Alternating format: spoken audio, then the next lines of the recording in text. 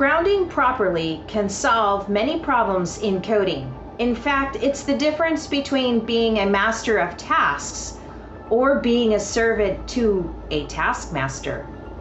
How will you ever know your codings are good until you get it just right? Fear not the Reaper, my friends. We've got John Cole, president of Parker Ionics, to decipher the code to great ground. He answers your live questions from my group posts on Facebook. Plus, we get a hat tip from the market maker about our podcast and the impression it's making in the industry. Get ready to level up your powder coder game.